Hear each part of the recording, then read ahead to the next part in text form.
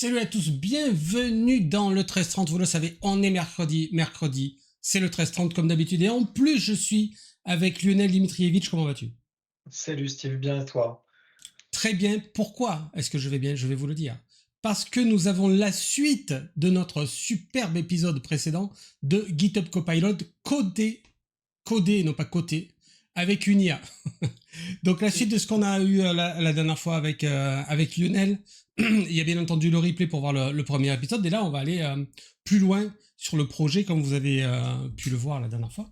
Ça va aller, bah voilà, on va avancer, avoir du test unitaire, des ceci, des cela. Moi j'ai déjà vu, donc je sais que c'est bien, et vous allez vous régaler.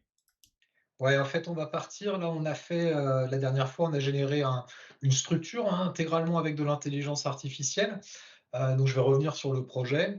Donc, c'est une simple to-do list hein, qui est faite en Angular. Donc, on a ici la partie front. Et ce qui a changé par rapport à la dernière fois, c'est que j'avais fait le bac dans la partie Visual Studio Code.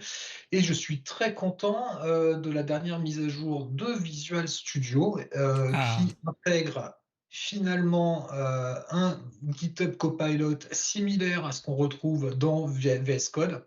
Donc, ouais, je voulais vous montrer. Il va faire à peu près la même chose. On va retrouver ici les assistants, donc les agents ou Ask, hein, la ouais. même chose, et puis les modèles ici. Donc, on retrouve exactement la même interface. Et ça, c'est plutôt cool. Donc, c'est pour ça que j'ai basculé le projet sur du Visual Studio plutôt que de rester sur de VS Code.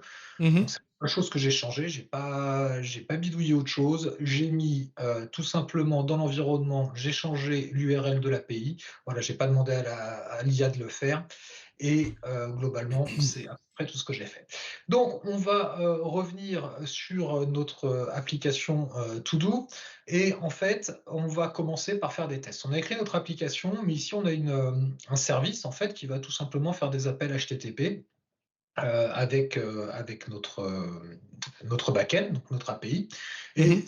ce qu'on va lui demander, en fait, simplement à l'IA, c'est de générer des tests unitaires automatiquement. Comme ça, on aura déjà des tests qui seront faits. Donc, je vais volontairement pas prendre Claude, qui va raisonner un petit peu plus longtemps et qui va être beaucoup plus exhaustif. Je vais prendre un GPT-4o. Allez, un Ouais. 4.1, si vous voulez. Allez, on va faire ça. Et puis, je vais lui dire Generate test for the To-Do service, voilà. Et on va voir ce qu'il est en mesure de me faire. Alors j'avoue que je ne sais pas trop parce que ça fait longtemps que j'utilise plus ces modèles-là et que je suis passé sur des modèles bah, du coup premium, ce qui qualifie de modèle premium, qui sont vraiment beaucoup Mhm. plus puissants. Donc là, c'est juste pour vous montrer qu'est-ce qu'il va nous faire, nous montrer un petit peu la différence entre les modèles, hein. Mais évidemment, quand on prend des modèles plus évolués, forcément, on a des services. Alors déjà, il m'a créé le fichier, donc ça, c'est plutôt pas mal. Ouais. Impeccable. Il a créé automatiquement le fichier de spec hein, qui est apparu ici, donc ça, c'est plutôt bien. Après, c'est dans la qualité des tests, peut-être être un petit peu moins exhaustif et peut-être que les tests ne marcheront pas. La dernière fois, quand je t'avais montré, Steve, il ne Mhm. fonctionnait pas les tests du premier coup. Ouais. Donc là, déjà, il n'y a pas d'erreur de code a priori, mais il s'arrête là. Voilà, il me dit, je t'ai fait ça, donc il m'a fait un paquet de tests. Voilà, il m'a fait fetch to do with filters, should fetch a single to do, c'est déjà pas mal. Should create a to do, update a to do. Bon voilà, les méthodes crudes standards. Si on avait demandé à un Claude ou quoi, ou un modèle plus évolué, un Gemini 2.5 par exemple, ou un GPT-5, je pense qu'il y aurait beaucoup plus de cas de test en fait, parce qu'ici on est vraiment sur du truc basique de chez basique. Voilà, on récupère le to-do et puis c'est tout quoi. Donc bon, on va faire keep. On va juste lancer les tests. Là, il ne nous l'a pas lancé. Pareil, si on utilise des modèles plus évolués, en fait, ils vont aller plus loin. C'est-à-dire qu'ils vont générer le code, ils vont Ouais. lancer automatiquement les tests, vérifier que ça marche bien, revenir dessus si ça marche pas, etc. Là, ça va être à nous de le faire du coup. Mais bon, on va voir. Est-ce que ça marche ou pas? Est-ce qu'il m'a moqué le service HTTP? Alors, a priori, oui, il a fait un mock. On va voir si ça marche. Et si ça marche, ce sera déjà pas mal. Ce sera déjà bien, ce sera déjà la fin du Ah ouais, 1330, tout quoi. à Ça va fait. une vitesse. Generating browser application bundles. J'ai gagné, là, si ça marche du premier coup, j'ai gagné quelques heures de travail. Bon, évidemment, ça ne marche pas. Voilà, on retrouve plein de Ah, bugs enfin. partout. Et donc Et le con. là, c'est un peu le cas qu'on avait, me semble-t-il, la dernière fois. Je ne vais pas reprendre le GPT parce que sinon il va tourner, on va tourner autour du problème. Je vais prendre le Claude et je vais lui dire, there are issues in the to-do service test, check the console output. Ah, j'aurais dû dire terminal, il va regarder console. Je me suis mal exprimé. Ouais, et voilà, il rebascule quand même lui-même sur background terminal Ouais. output. Donc là, il me demande de faire des manipulations. Donc on se rappelle que Ouais, parfois ça nécessite une intervention humaine pour ouais, parce que valider je fais ceci ou je fais cela. Ouais, parce que là, en fait, ce qu'il fait, si je comprends bien là rapidement, c'est qu'il va lancer les tests et qu'il va écrire dans un fichier de sortie, en fait, test output Mhm, test, pour pouvoir le lire après derrière et faire l'analyse. Donc là, il le demande. Parfois, il n'a pas besoin de ça. Là, il en a besoin. Bon, après, ce qui est embêtant, c'est qu'il fait pas forcément le ménage non plus sur ce qu'il crée. Donc, faut être vigilant. Donc, quand on a un Git, ben, il faut relire un petit peu tout ce qu'il y a, tout ce qui passe mhm, en staging, hein, pour pas committer des fichiers qui n'auraient pas d'intérêt. Voilà. Donc là, il est en train de fixer les choses. Et vous voyez qu'il fait quand même pas mal d'allers-retours, il fait pas mal de choses et mhm. ça va nous permettre en fait très rapidement d'avoir des tests normalement qui vont fonctionner. Et il en a même rajouté sur le composant de base app component au passage. Il s'est rendu compte que bah non, ça allait pas, donc je vais en rajouter un petit peu. Ok, donc il me redemande de faire les tests. Il relance. Et là, j'ai tout qui est en success. Ah non, j'en ai un qui est failed, qui est passé rapidement. Ok, beau progrès, comme il dit, great progress. Il est content de lui, c'est ça, c'est Oui, cool. oui, il se motive lui-même. Il reste plus qu'un problème. Attends, je vais aller le regarder. Tac, tac, tac. Allez, on y va. Mais c'est vraiment intéressant. Le truc regarde les problèmes, les détecte, déjà les détecte, Ouais, ouais. ensuite analyse comment les corriger, les corrige, relance, se dit ah ok, c'est pas mal, allez, mais je vais faire mieux. Et il Voilà, relance jusqu'à ce que ça fonctionne, quoi. exactement. Alors attention quand même avec la génération, encore une fois, là je vais valider hein, parce qu'on est vraiment sur un mode démo, mais il faut bien évidemment relire. Il a fait 8 Oui. modifications. Donc là, il a changé un test, par exemple. On attendait quelque chose qui devait être undefined et en fait, il l'a changé pour que ce soit nul. Donc est-ce que c'est bon, Mhm. est-ce que c'est pas bon? À nous de vérifier aussi derrière si ce qu'il a Ouais. fait est bon ou pas, hein. Lui, il a fait en sorte que les tests, ben, ils passent. Voilà, il a changé tous les undefined en nul. Mhm. Est-ce pas bon? Je ne sais pas. Donc, faut checker. Là, je vais faire keep hein, parce que j'ai juste envie que les tests y passent. Voilà, c'est tout ce qui m'intéresse aujourd'hui. C'est pour vous montrer en fait comment ça se fait quand même très très rapidement. Voilà, j'ai un code qui est testé. Alors, on ne va pas faire une couverture de code de test là-dessus. J'ai un code qui est testé pertinent ou pas. Ça, il faudra aller regarder évidemment. Il n'y a que l'humain qui va pouvoir dire si c'est bien pertinent. Mais en tout cas, techniquement, on a quelque chose qui fonctionne assez facilement. Ok, bah écoute, je suis plutôt pas mal content là, ça a été assez rapide. On va maintenant lancer l'application, voir un petit peu ce que ça donne. Donc je vais Lançons. simplement faire ngserve. Voilà, donc c'est lancé. Je vais ouvrir. Attends, hop, que je rattrape un onglet. Il part ici, voilà. Localhost 4200. Ouf, c'est assez moche. Alors je sais pourquoi. Oula. Et je crois que toi aussi tu le sais parce qu'on est tombé dessus, donc je fais un petit peu l'innocent. Il nous manque en fait toute la couche PrimeNG. On avait demandé à utiliser Mhm. PrimeNG. En fait, là, ce qui se passe, ben, on a un problème parce que ça ne prend pas en charge le PrimeNG moderne en version 18-19. Donc, il va falloir qu'on lui dise d'appliquer le thème de PrimeNG correctement. Mhm. Alors, j'ai retrouvé mon prompt de la dernière fois, donc je vais le réutiliser. Excellent Voilà, choix. there's an issue with PrimeNG. You need to import theme npm package parce qu'on n'avait pas le package, il n'y a pas le package de thème qui a été Mhm. ajouté. Donc ça, c'est parce que j'avais été vérifié, hein, tout simplement qu'on ne l'avait pas dans le package JSON. Et modifie également le bootstrap de l'application, c'est-à-dire son démarrage. Donc là, si on lui dit ça, il va le faire. Alors là, vous vous rendez compte déjà, enfin, tu te rends compte aussi, Steve, que en fait, il faut déjà connaître un petit peu. C'est-à-dire que quelqu'un qui n'est Ah pas oui, bien sûr. développeur, là, il se retrouve un petit peu coincé. On se retrouve vraiment dans je suis développeur, j'analyse ce qui est fait, je veux que ce soit construit de telle et telle manière. Et justement, c'est un petit peu l'article que je t'avais partagé hier, Mhm. une vision un petit peu similaire où le développeur, finalement, bah, il va écrire de moins en moins de code, mais il va être de plus en plus dans de la supervision d'agents d'intelligence artificielle, dans de la validation d'architecture logicielle, etc., etc. Donc quelque chose aussi de peut-être plus intéressant.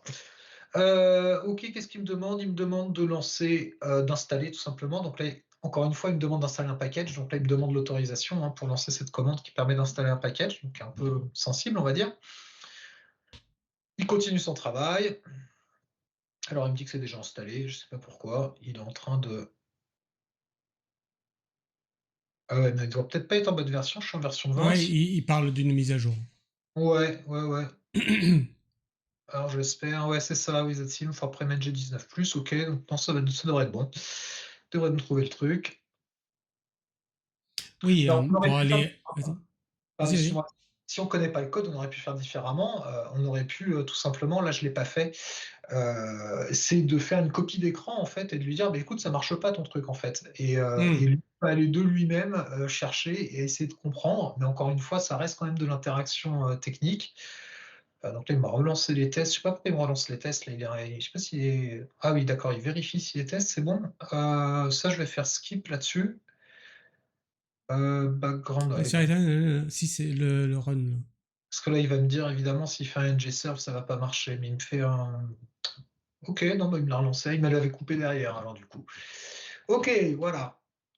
Au bout de quelques trucs, on a une Mieux. interface qui est un petit peu plus sympathique. C'est pas encore parfait, on est loin de voilà, et on pourra faire des allers-retours. Moi, je sais que je m'amuse beaucoup, alors pas forcément à le faire dans GitHub Copilot, mais à faire des copies d'écran en fait, demander à un ChatGPT par exemple ou à un Microsoft Copilot aussi, de retravailler en fait le design et ensuite de réimporter ça, dans GitHub Copilot après, derrière, manuellement je dirais. C'est-à-dire que je fais des allers-retours. Mais il y a peut-être moyen du fait de faire mieux, hein. J'ai pas fait la partie, intégration graphique avec GitHub Copilot. Peut-être qu'il est capable de faire des choses un petit peu mieux.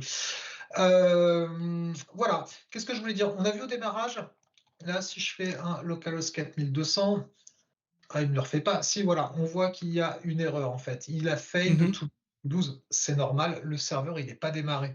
Donc j'ai l'avertissement, ça me paraît plutôt sain d'avoir ce message. Donc je vais aller ici et je vais lancer.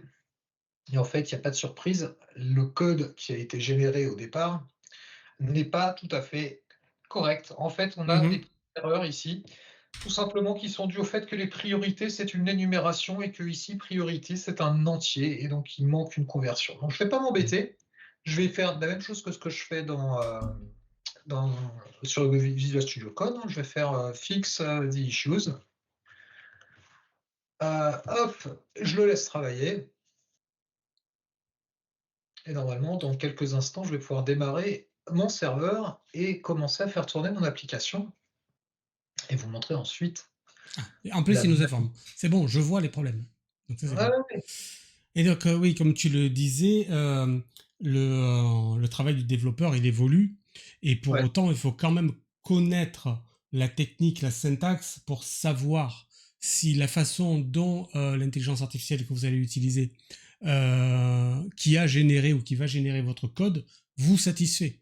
Est-ce que c'est correct déjà d'un point de vue syntaxique, mais est-ce que c'est vraiment l'architecture que vous aviez attendue?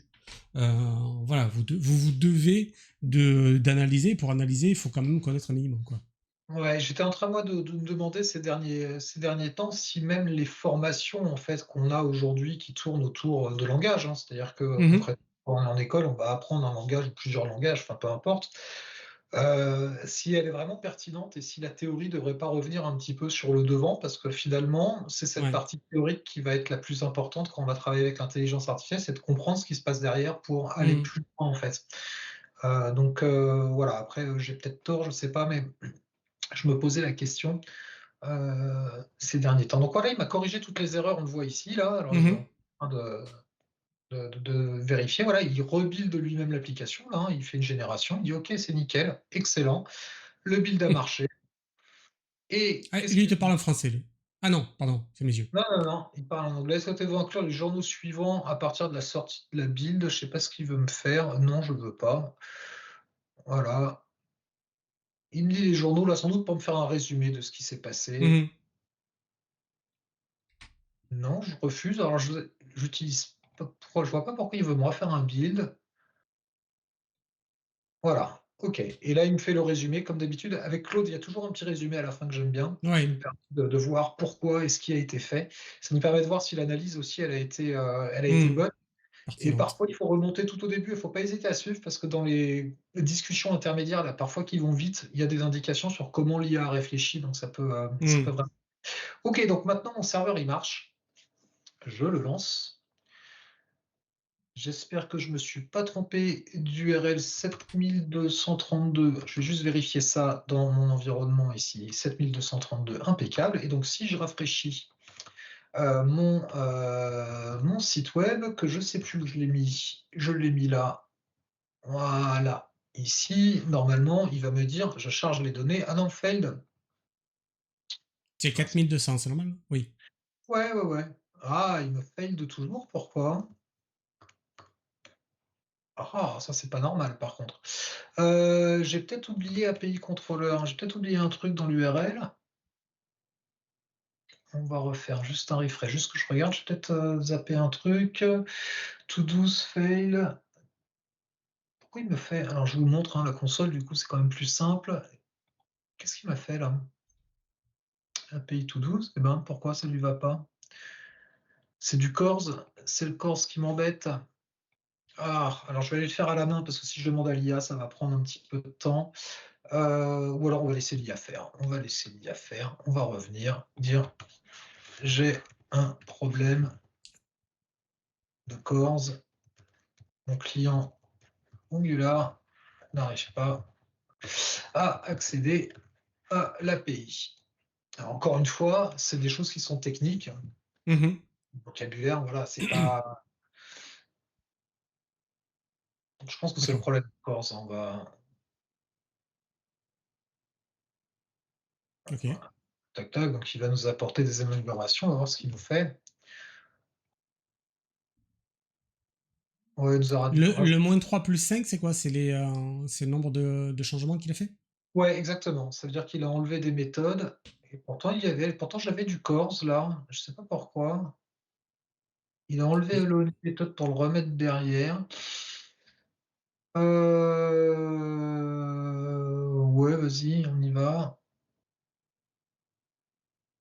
tiens, Hello Et Credentials qui a l'air sympa déjà. alors là, il m'embête un petit peu, parce qu'en fait, il veut le faire tourner depuis la console. C'est pas grave, on va le laisser tourner depuis la console.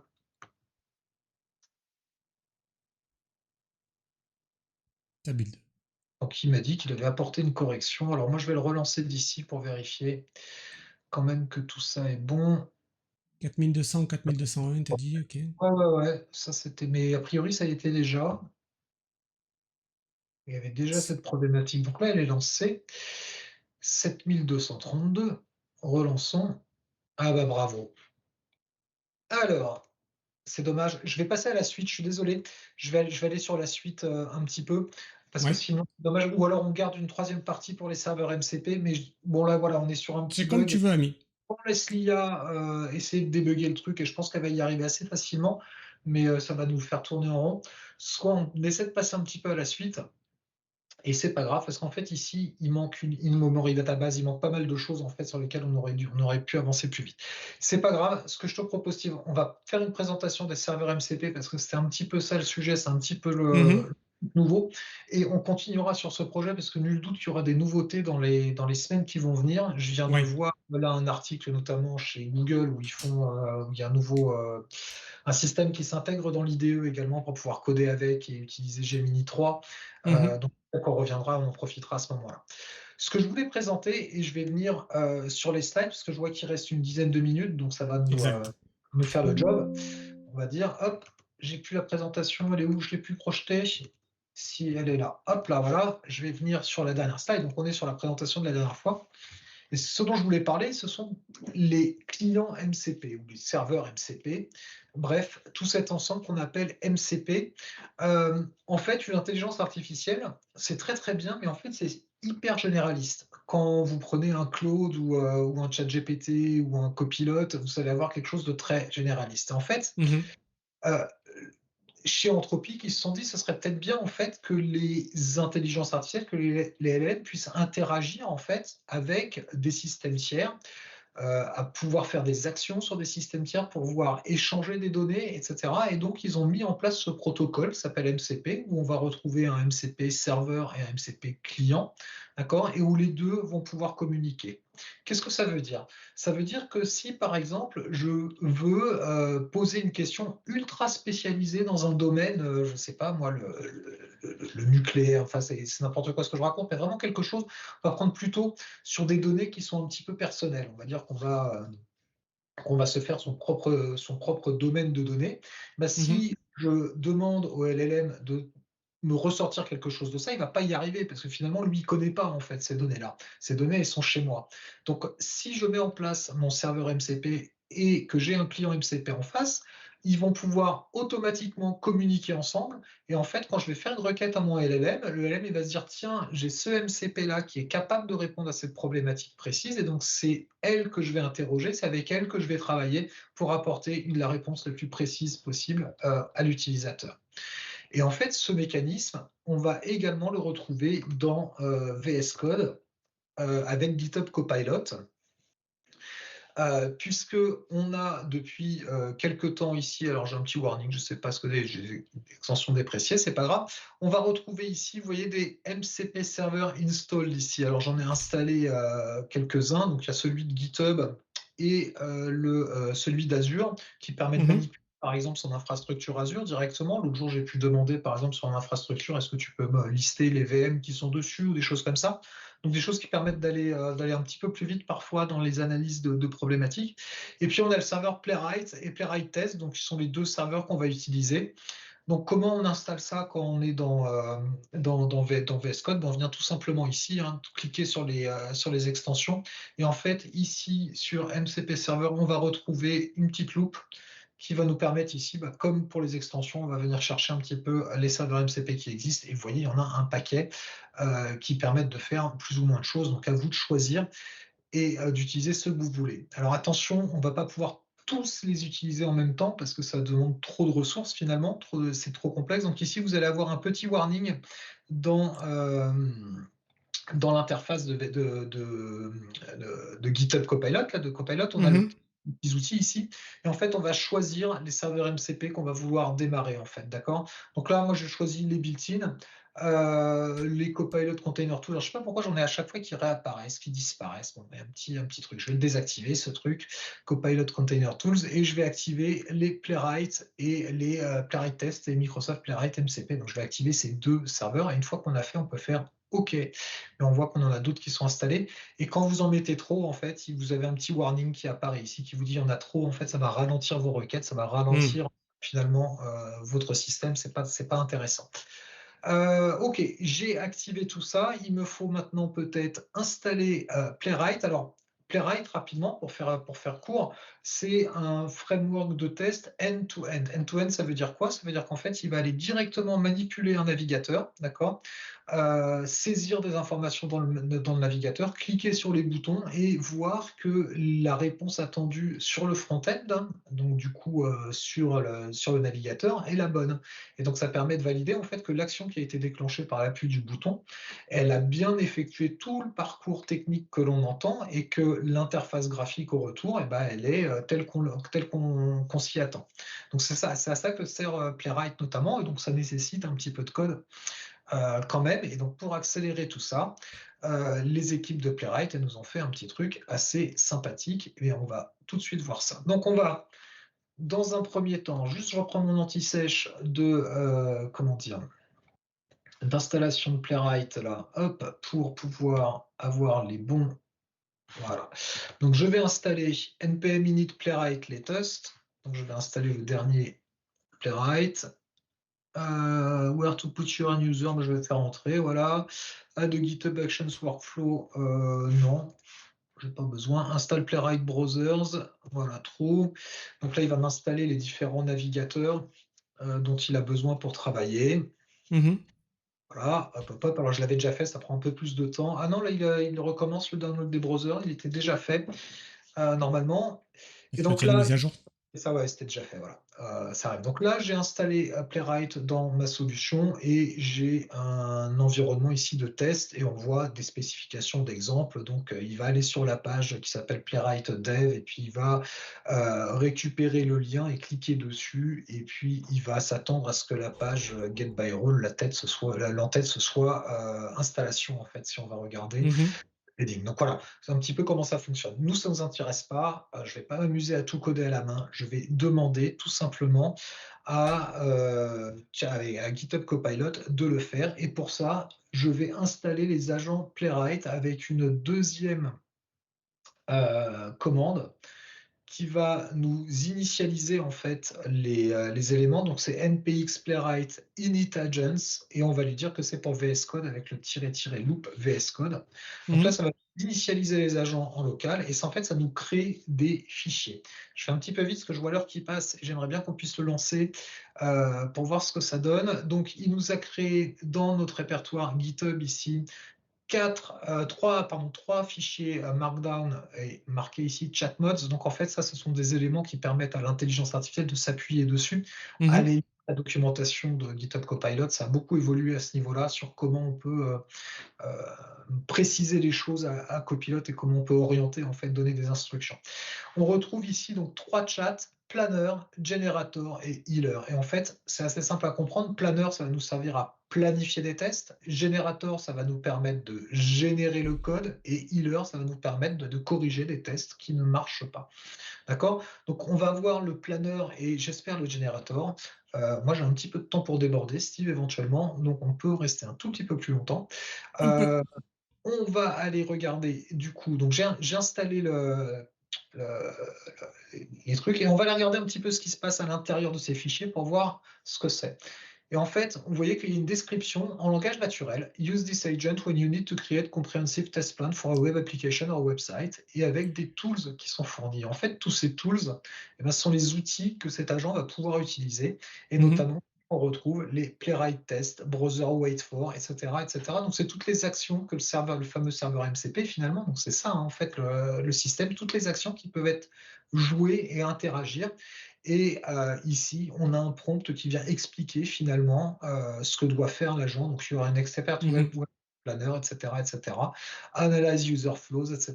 Et donc, on a comment dire, un plan, un Un prompt contexte. complet, un contexte complet qui est donné ici par défaut et qui va nous permettre de générer des tests.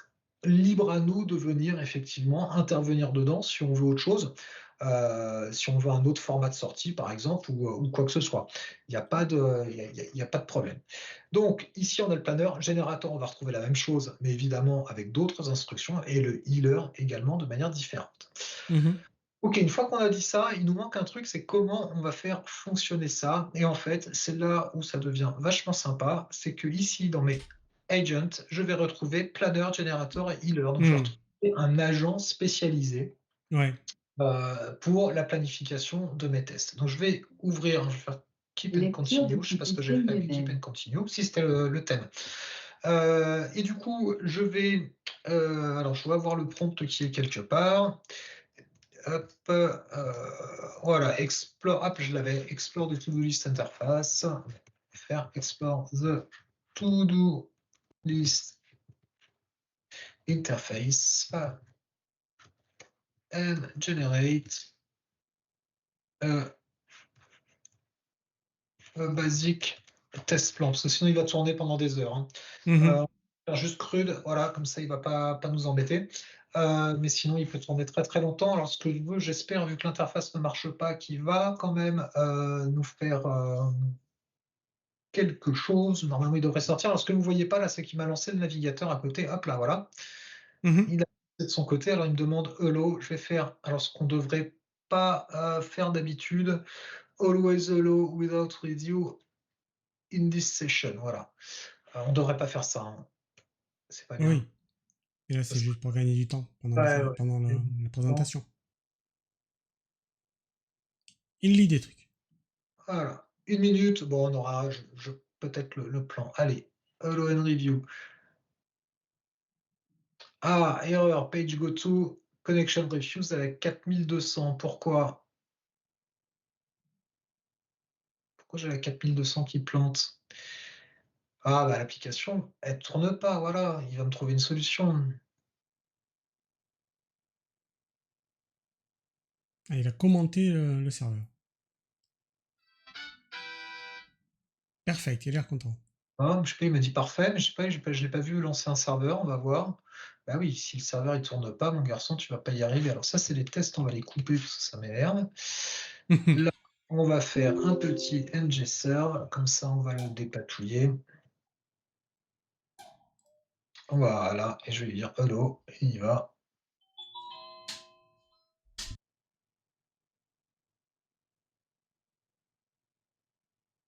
Alors là, il s'est appuyé du coup sur le code base, il a rebasculé. Alors ce que je vais faire, je vais le couper, hop, parce que sinon ça va pas être terrible. Est-ce qu'il est reparti du coup, comme il n'y arrivait pas avec le planeur, il a dû repartir sur un truc, Ouais. général, et du coup essayer de voilà, donc là maintenant que c'est redémarré, donc là il me lance effectivement le, le navigateur.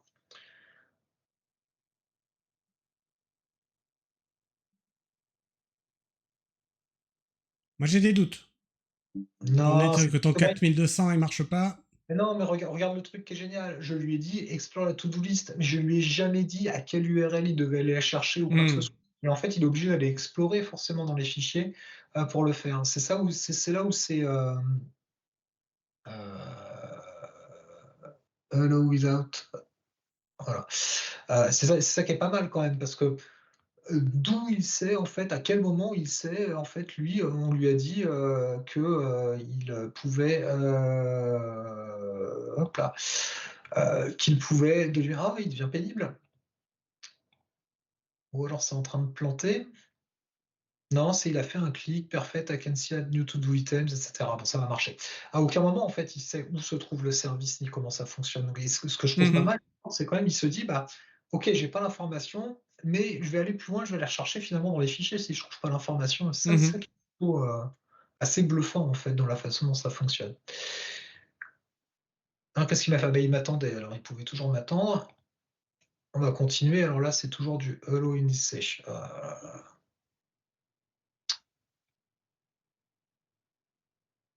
C'est par type, c'est ça, de requête qui te demande de hello. Ouais, ouais, ouais, c'est un petit peu pénible cette histoire. Mais après, on peut le faire sur le workspace, par exemple, ou des choses comme ça.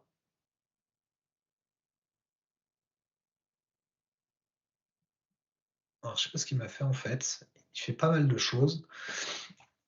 Donc là, il fait ses tests avec du run click et des machins, pas mal de choses. J'espère qu'il va nous sortir quelque chose. Sinon, je vais tricher un petit peu, et je vous montrerai ce que ça donne en fait.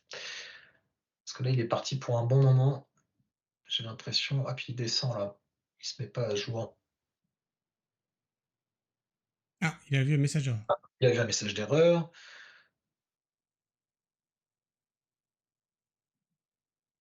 Alors, la semaine prochaine, les amis, vous serez heureux Ouais, d'apprendre que mercredi, dans notre stand, nous allons avoir Data Agent dans Microsoft Fabric. Et ce sera avec Hamza Salimi. Mercredi 26 novembre à 13h30, évidemment. regarde là ce Ah, qui est bien. c'est moins mal que tout à l'heure, dis donc. Ouais, mais regarde, c'est lui qui clique, hein, j'ai pas touché, hein. Ouais, ouais. C'est lui qui est en train de bricoler le truc. Donc je vais l'arrêter parce que c'est assez long. On va faire stop. Voilà. Et ce que je vais faire, je vais tricher un petit peu. Ah, c'est sympa ça. Now I have a comprehensive understanding of the interface. Ouais, c'est ça. En fait, Interface. il explore tout ça et ensuite, à partir de son exploration, il va faire quelque chose. Je vais juste annuler tout ça. Mhm. Hop là, voilà.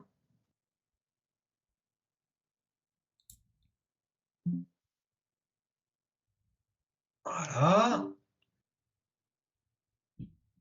Et ça, j'en veux pas. Mhm. Ah, il va pas me l'enlever. Alors, c'est pas grave, on va faire un force checkout. En fait, j'ai un endroit. Alors, git checkout, et c'est comment le nom? Je me souviens plus. Playwright, je crois. Voilà.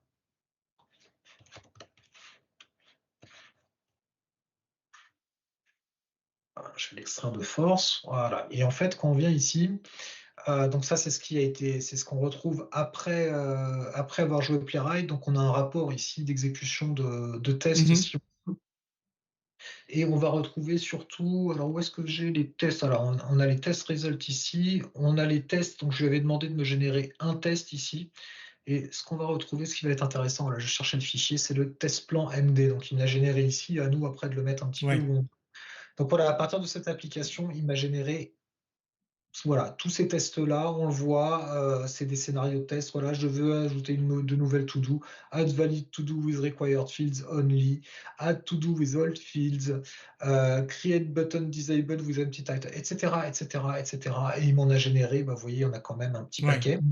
Le truc qui est génial quand même, c'est que ici c'est écrit en langage naturel, donc c'est-à-dire que je peux parfaitement modifier en fait ce qui est attendu ici en gardant ce template-là, hein, Mhm. globalement.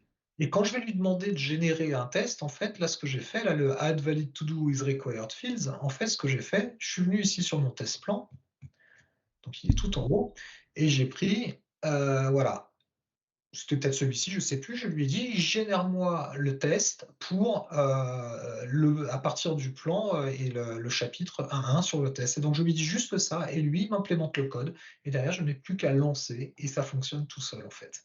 Donc je suis désolé, c'était un petit peu plus long qu'en une demi-heure là de présenter tout ça. On a un petit peu débordé aussi.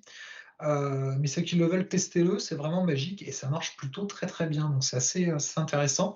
Donc ça, c'est ce que va donner le générateur et le test, s'il marche pas, évidemment, bah, vous avez deviné ce qu'il faut faire quand ça marche pas avec le test. On va se mettre sur le healer et tout simplement, on va lui demander de fixer les tests et Mhm. ça marche plutôt pas mal aussi.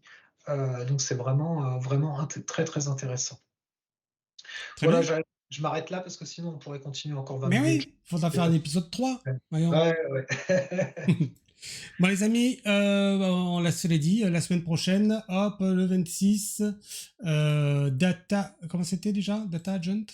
Data Ah, Agent c'est dans mon dans truc. Microsoft Fabric. Voilà. Je vous dis à la semaine prochaine, salut. Salut.